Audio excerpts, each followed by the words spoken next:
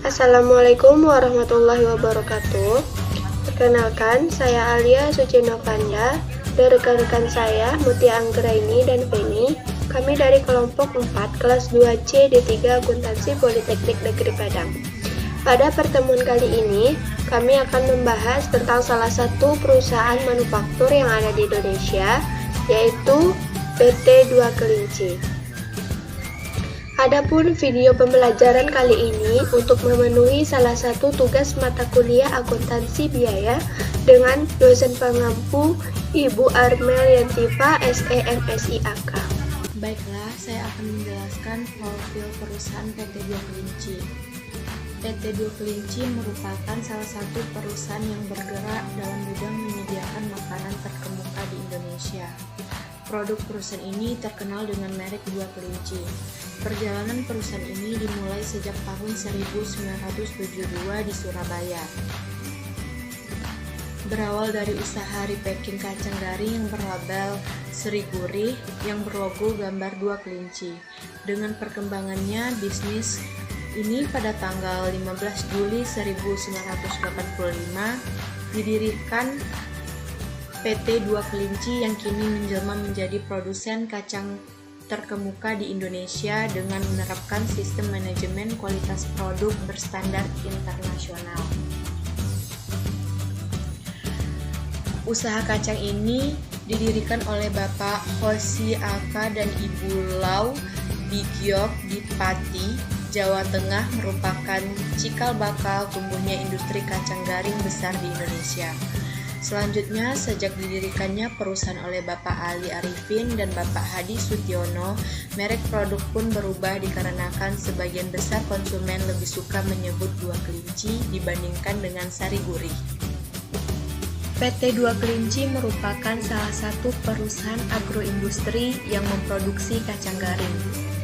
Perusahaan yang bermoto ahlinya kacang garing ini merupakan salah satu perusahaan kacang garing terbesar yang telah berhasil menembus pasar ekspor. Seperti produk agroindustri lainnya, kacang garing ini memiliki ciri khas seperti bersifat musiman seasonal, bahan baku yang kamba bulky, mudah rusak, perishable, dan variabilitas mutunya yang tinggi. Ciri khas ini sangat penting diperhatikan oleh perusahaan agroindustri yang ingin meningkatkan produktivitasnya. Lokasi perusahaan PT Dua Kelinci terletak di seberang Jalan Raya Pati Kudus. PT Dua Kelinci memproduksi kacang garing yang dikemas dan diberi label dengan merek Dua Kelinci yang pada awalnya hanya diedarkan di Surabaya dan daerah sekitarnya. Secara bertahap, distribusi produk ini berkembang mencapai seluruh daerah Jawa Timur. PT Dua Kelinci berawal di tahun 1927, di mana berdiri sebuah industri rumah tangga kecil yang memproduksi kacang garing. Pada tahun 1985, pabrik baru telah dibangun di atas tanah seluas 6 hektar di Pati yang merupakan pusat dari kacang tanah di Jawa Tengah. Dibangun di bawah nama PT Dua Kelinci. Pabrik yang terletak di Pati, Jawa Tengah ini mempunyai posisi yang sangat strategis untuk mendapatkan bahan baku kacang tanah yang segar dan berkualitas bagus secara terus-menerus. Pada tahun 2000, PT Dua Kelinci telah meluncurkan produk-produk baru seperti Shanghai Deka, Hot Nut, Garlic Nut, Halo Fat, dan lain-lain. Dilengkapi dengan peralatan dan fasilitas pendukung modern yang mengikuti panduan teknologi terkini, pabrik baru dibangun untuk menambah daya produksi baik dalam segi kualitas dan kuantitas. Selanjutnya, struktur organisasi PT Dua Kelinci. PT Dua Kelinci menerapkan bentuk organisasi lini dan staf. Garis kekuasaan pada organisasi lini adalah lurus ke bawah dan setiap bawahan bertanggung jawab langsung kepada atasannya. Wewenang pada organisasi lini biasanya berwujud wewenang dari atas ke bawahan secara langsung. Posisi staf berfungsi untuk membantu pelaksanaan tugas perusahaan. Kemudian, tenaga kerja di PT Dua Kelinci berjumlah 6.526 orang. Dalam PT Dua Kelinci dikenal 4 status tenaga kerja, yaitu karyawan bulanan, harian, bantuan, dan borongan. Karyawan bulanan adalah karyawan yang sifatnya mengikat, mempunyai pekerjaan tetap, dan menerima upah berdasarkan upah bulanan. Karyawan bulanan ini meliputi karyawan manajerial, staf, kepala bagian, supervisor, dan satpam. Karyawan harian adalah karyawan yang sifatnya tidak mengikat dan menerima upah berdasarkan upah harian. Karyawan harian ini meliputi buruh-buruh pabrik di subbagian pemasakan, pengeringan, sortir, pengovenan, pengemasan, teknisi, dan umum. Karyawan harian adalah karyawan yang sifatnya tidak mengikat dan menerima upah berdasarkan upah harian. Karyawan harian ini meliputi buruh-buruh pabrik di subbagian pemasakan, pengeringan, sortir, pengovenan, pengemasan, teknisi, dan umum. Karyawan bantuan adalah karyawan yang sifatnya temporer, bekerja antara 1-3 bulan, menerima upah berdasarkan produktivitas kerja atau harian, dan biasanya diperbantukan pada musim-musim panen kacang tanah, yaitu saat stok bahan baku kacang tanah melimpah sehingga perusahaan merasa perlu untuk menambah jumlah tenaga kerja di tiap-tiap bagian produksi. Sedangkan karyawan borongan adalah karyawan sementara yang ditetapkan pada bagian sortir dan pengemasan maupun bagian lain yang menerima upah berdasarkan produktivitasnya atau harian dengan jumlah tenaga tergantung kebutuhan. Selanjutnya, produk yang dihasilkan. Produk yang dihasilkan dari PT 2 Kelinci adalah: pertama, kacang panggang seperti kacang sangrai dan kacang garing. Kemudian ada kacang bersalut seperti sukruk ribo, kacang telur, dan kacang sutro. Dan kacang polong seperti mixed nut, polong original, dan koro original. Selanjutnya, proses produksi. Proses produksi dimulai dengan perontokan. Pada perontokan ini bertujuan untuk membersihkan atau merontokkan tanah-tanah yang biasanya masih menempel pada kacang. Pencucian pertama, ikan. Pencucian kedua dilakukan dengan menggunakan mesin pencuci yang berupa baling-baling yang dilengkapi sikat pada dinding-dindingnya yang berputar dengan kecepatan tertentu dalam suatu kolam yang berisi air dan kacang tanah. Kemudian pemasakan. Kacang tanah yang telah bersih kemudian masuk proses pemasakan. Pemasakan kacang ini dilakukan pada kawah pemasak yang berupa bak terbuat dari stainless steel. Kemudian pengeringan. Proses pengeringan dimaksudkan untuk menurunkan kadar air dalam kacang, menginaktifkan enzim lebih lanjut dan mengawetkan kacang. Kemudian pengayakan. Proses pengayakan bertujuan untuk membersihkan debu, sisa-sisa akar dan batang yang masih menempel pada kacang hasil pengeringan dengan menggunakan paint cleaner dan gravity separator.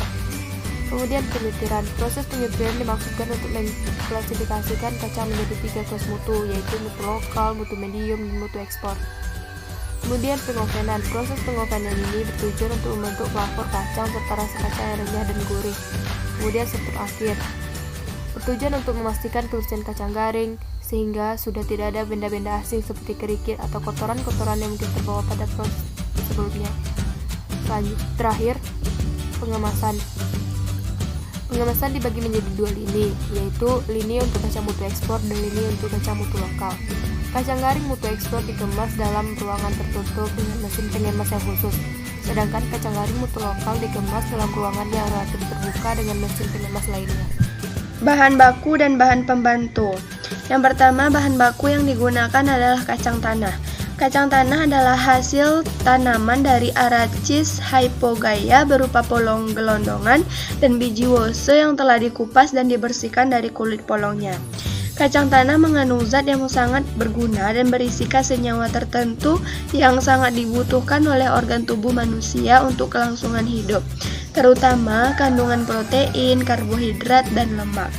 Kacang tanah Arachis hypogaea merupakan tanaman polongan yang terpenting setelah kedelai di Indonesia. Tanaman ini berasal dari Amerika Selatan, namun telah menyebar ke seluruh dunia yang beriklim tropis atau subtropis. Bahan pembantu. Yang pertama ada garam.